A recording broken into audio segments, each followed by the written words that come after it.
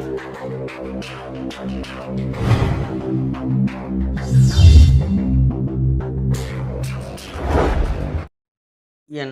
குலதெய்வமான குழுந்தாளம்மனை போற்றி, பெரிய கருப்பணசாமியை போற்றி, அனைவருக்கும் எனது பணிவான வணக்கம்.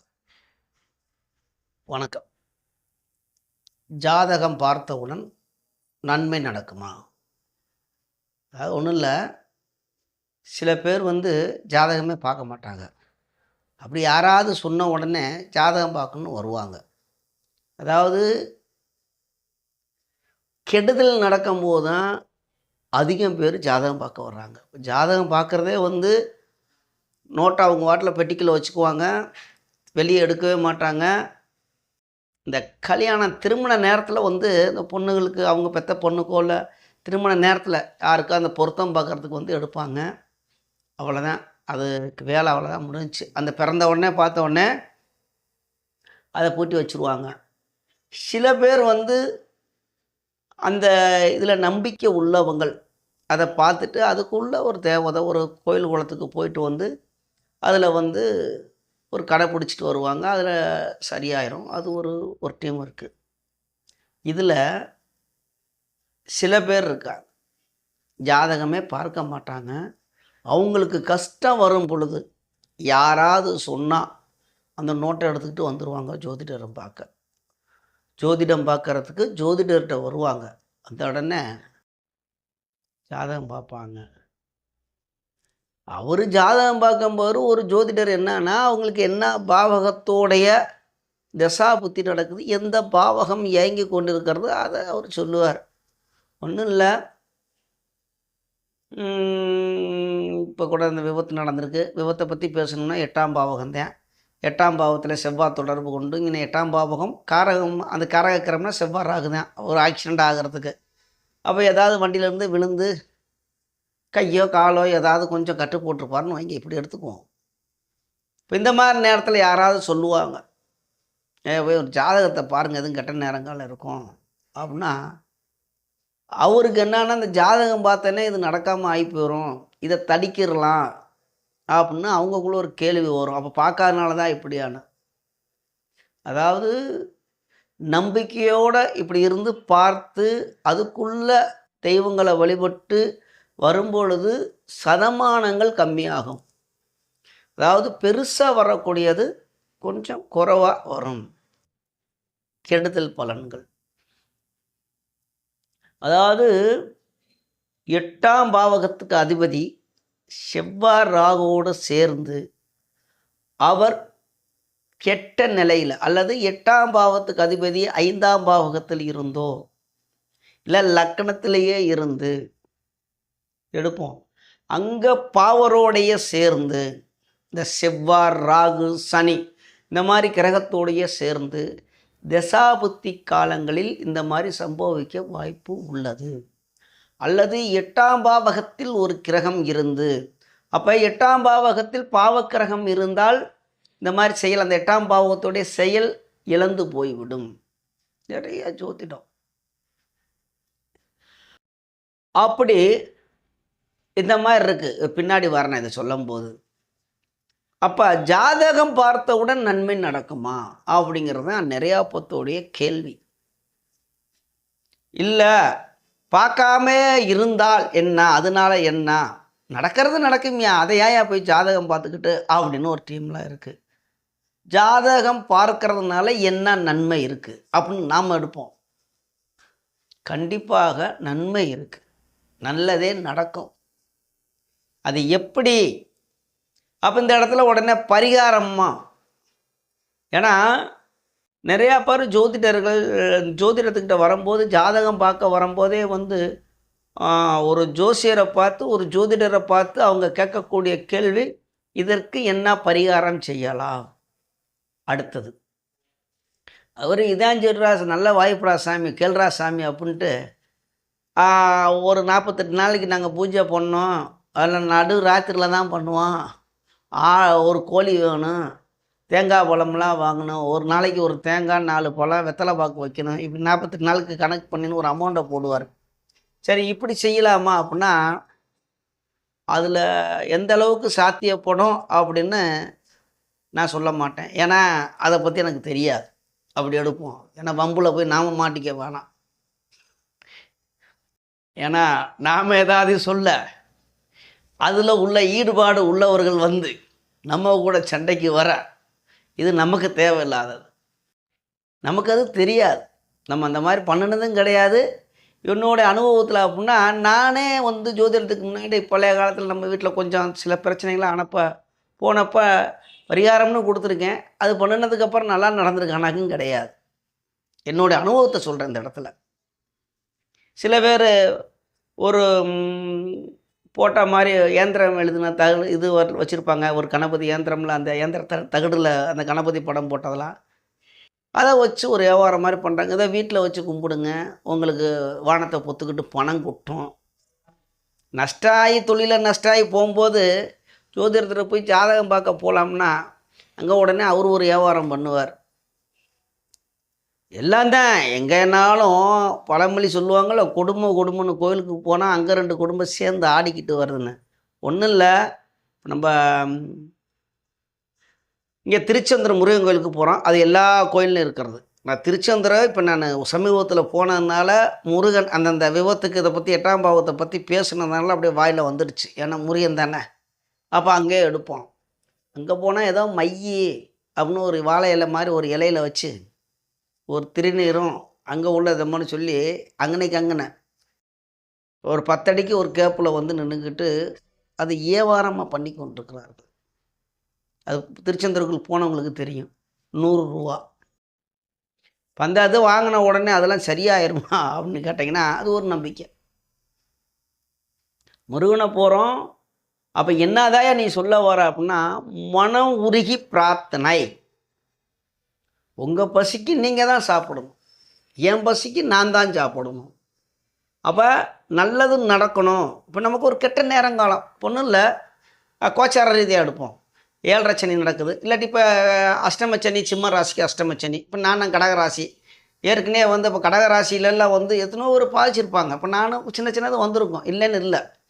அந்த அஷ்டமச்சனி காலகட்டத்தில் என்ன செய்யலாம் அப்படின்னா, உடனே பரிகாரம் அப்படின்னு இந்த ஜோதிடர்கிட்ட ஒரு அமௌண்ட்டை கொடுத்துட்டு நம்ம பாட்டில் போய்கிட்டு இருக்கலாம். இந்த மாதிரி எங்கிட்ட விழுகாது, எதுவும் இந்த தடங்கள் வராது, நம்ம போகிற காரியமெல்லாம் வெற்றி ஆகும், இந்த தேவையில்லாத வம்பு வழக்கெல்லாம் வராது அப்படின்னு நம்ம சொல்லலாமா அப்படின்னா அது கிடையாது. அப்போ விநாயகரும் அதுக்குள்ள ஒரு இந்த சனி தொந்தரவு இருந்தால் என்ன எங்கே சொல்லுவாங்க, முதல்ல ஆஞ்சநேயர், விநாயகர். அதுக்கு மேலே சனியோட காரத்துவம் யார்? யமன்.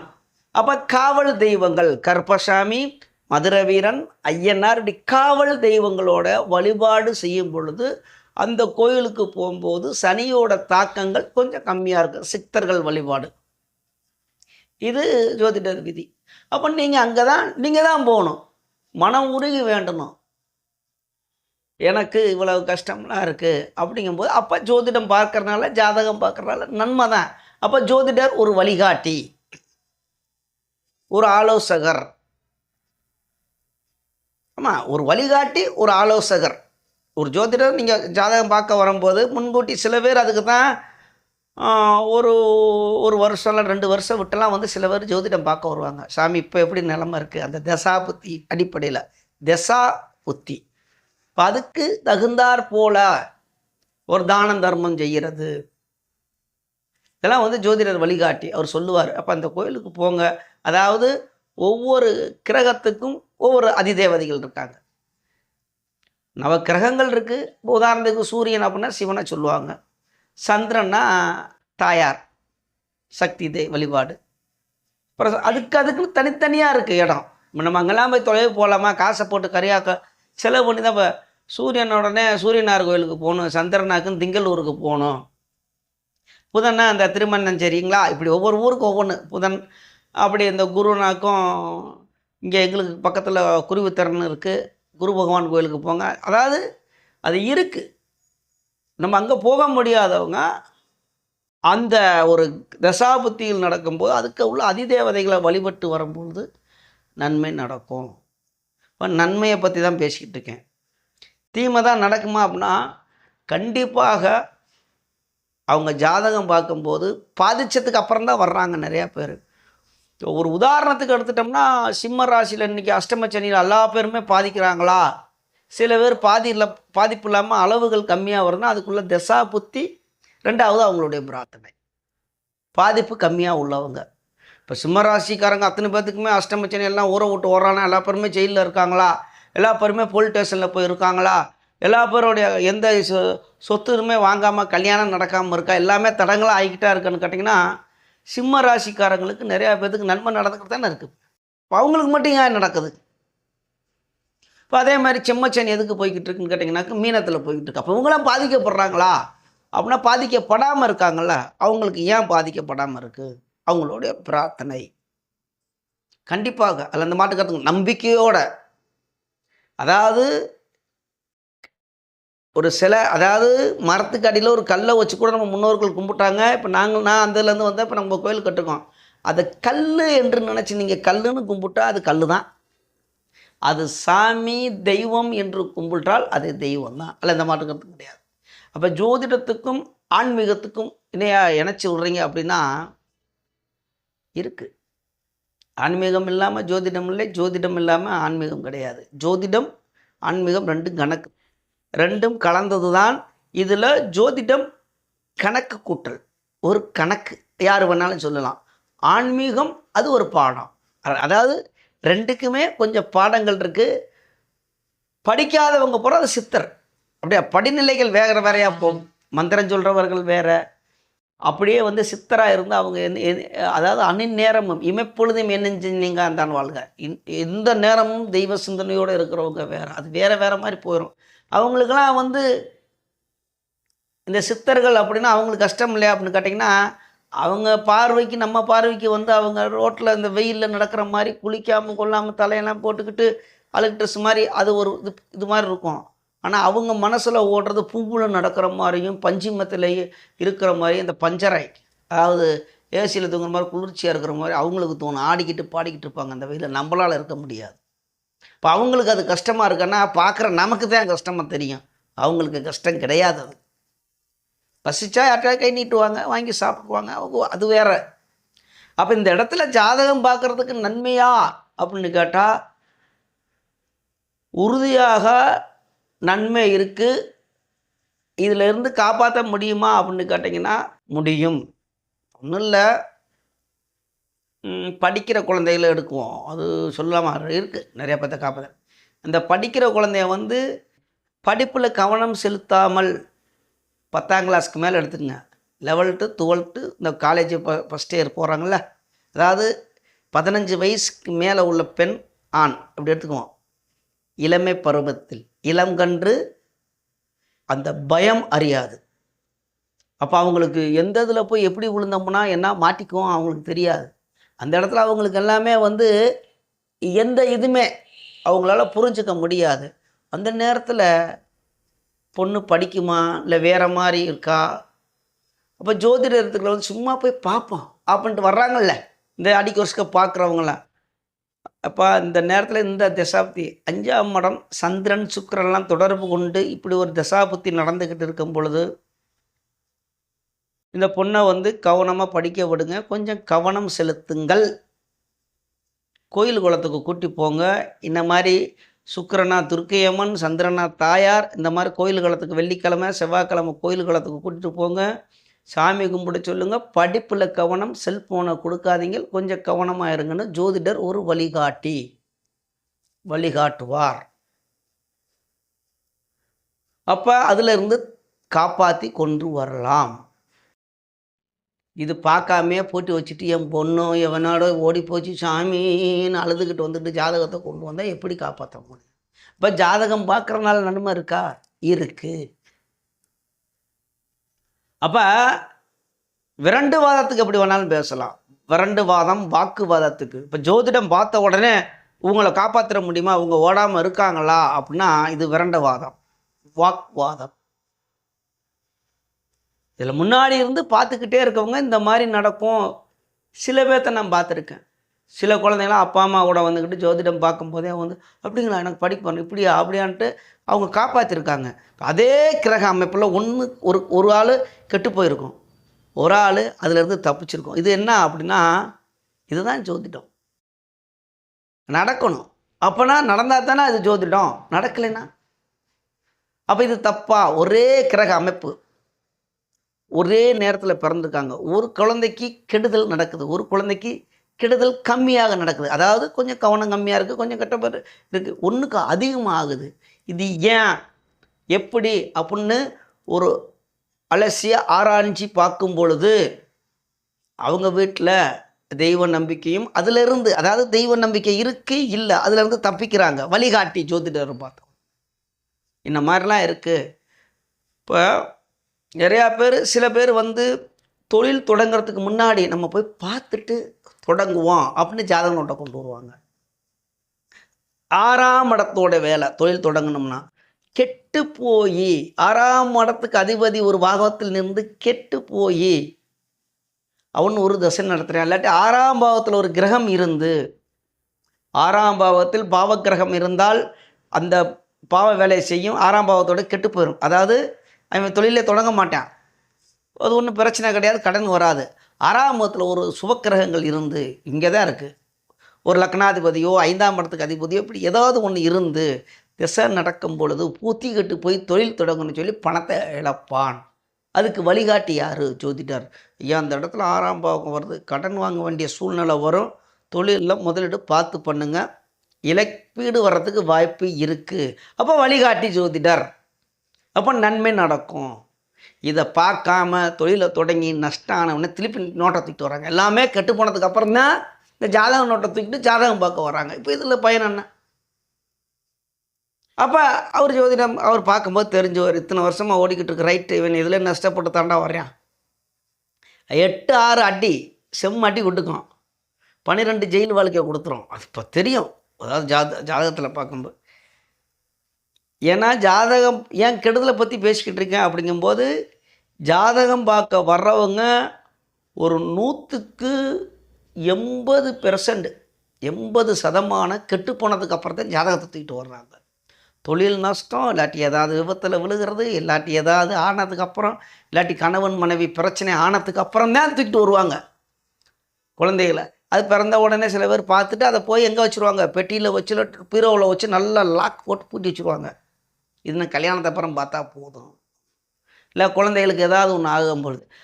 இது என்னன்னா, என்னோடய கணிப்பு வந்து ஒரு 2 வருஷம் 3 வருஷத்துக்கு ஒரு பார்த்து அதுக்கு உள்ள இல்லைங்க, நாங்கள் எப்பயுமே சாமியை கும்பிட்டுக்கிட்டு இருப்போம், கோயிலுக்கு போய்கிட்டே இருப்போம், எங்களுக்கு அது இல்லைன்னா அது வேறு. அது அந்த தெய்வம் வழிபாடு. ஒரு அந்த கோயில் குளத்துக்கு போகும்போது ஒழுக்கங்கள், இந்த ஒழுக்கத்தை பற்றி வந்துடுது. ஒழுக்கத்தை பற்றி பேசுகிறோம் அப்படின்னா 4ஆம் பாவம் சந்திரன் சுக்கிரன், 4ஆம் பாவகம் சந்திரன் சுக்கிரன், ஒழுக்கத்தை கெடுக்கக்கூடிய 2 கிரகம் தான். சுக்கிரன் கெட்டு போய் அதெல்லாம் திசை நடந்துச்சுன்னா, அது 4ஆம் பாவத்தோட தொடர்பு கொண்டுச்சுன்னா தொலைச்சி எடுத்துப்பேன், யார் சொன்னாலும் கேட்காது. அப்போ இதுக்கு என்ன பண்ணலாம்? அப்போ குழந்தைய நம்ம கண்காணிப்பாக இருப்போம். நான் என்ன சொன்னாலும் என் குழந்தை கேட்க மாட்டேங்குது, ரைட்டு. ஆனதுக்கு அப்புறம் வர வேணாம், முன்னாடியே சின்ன குழந்தையிலேருந்து இப்படி பார்க்கும்போது இந்த மாதிரிலாம் வரும். நீங்கள் இப்போ இருந்தே கொஞ்சம் கவனம் தேவை. இன்னொரு ஜோதிடர் சொல்லுவார். அப்போ நம்ம அதிலேருந்து குழந்தைய காப்பாற்றுறோம், அப்போ நன்மை தான். ஒரு ஜாதகம் பார்க்கறதுனால நல்லது நடக்குமா, நன்மை நடக்குமானா கண்டிப்பாக நடக்கும். நடந்து முடிச்சதுக்கப்புறம் வந்துட்டு எனக்கு இதெல்லாம் எதுவுமே நடக்கலை எனக்கு. இப்போ ஒரு தொழில் தொடங்கு நஷ்டம் ஆனதுக்கப்புறம் வந்து ஜாதகம் பார்க்குறதும், தொடங்காத முன்னுக்கு ஜாதகம் பார்க்குறதும் 2 வித்தியாசம். என்னோடய அனுபவத்தில் நிறையா பேரை பார்த்துருக்கேன். 1-2 பேர் வந்து தொடங்கிறதுக்கு முன்னாடி கேட்டு, இது நல்ல நேரம் இருக்குப்பா. அதேமாதிரி வீடு கட்டுறதும், வீடு கட்டி இந்த வீடு வேலை பூர்த்தி ஆகி நாங்கள் பால் காய்ச்சிருவோமா, நல்ல யோகம் இருக்கா அப்படின்னு வீடு கட்டும்போது, அவள் வீடு கட்டுங்கும்போது 4ஆம் பாவகம் சுக்கிரன் சந்திரன் இந்த மாதிரி செவ்வாய் இது வந்து ஒவ்வொரு கிரகமும் பார்ப்போம். இந்த வீடு கட்டும்போது அவன் போய் 8ஆம் இடமோ 6ஆம் இடத்துல போய் மாட்டிக்கிட்டு முழிக்கும் போது, ஐயா கொஞ்சம் நேரங்காலம் சரியில்லை, பார்த்து செய், ஒன்று பிரச்சனை வரும், இல்லாட்டி வீடு நீ கட்டி முடிக்கும்போது கடனை வாங்கிக்கிட்டு லாஸ்ட்டில் கொஞ்சம் இது வர்றதுக்கு வாய்ப்பு இருக்குது, யோசனை பண்ணிச்சு. அதுக்கு தான் ஜாதகம் பார்க்கறது. அப்போ நன்மையா தீமையா நீங்களே எடுத்துக்கலாம். ஜோதிடர் ஒரு வழிகாட்டி, அவர் வர்ற மக்களை வந்து காப்பாற்றக்கூடியறார். அவருக்கு ஒன்றும் ஆலோசனை தான் பண்ணுறாரு, சொல்கிறாரு. இந்த மாதிரி இருக்குது கிரக நிலைகள், இதை பார்த்து நடந்துக்குங்க. இப்படி நிறைய விஷயம் பார்த்துட்டு போகலாம். அதனால் அங்கனால் ஜாதகம் பாருங்கள். அதில் வந்து உங்களுக்கு தேவையானதை எடுத்துக்குங்க, தேவையில்லாத விட்டுருங்க. அதாவது நிறைய ஜோதிடர்கள் அந்த ஒரு துறையில் இருந்துக்கிண்டு ஒரு துறையை குறை சொல்கிறது தவறு. சில பேர்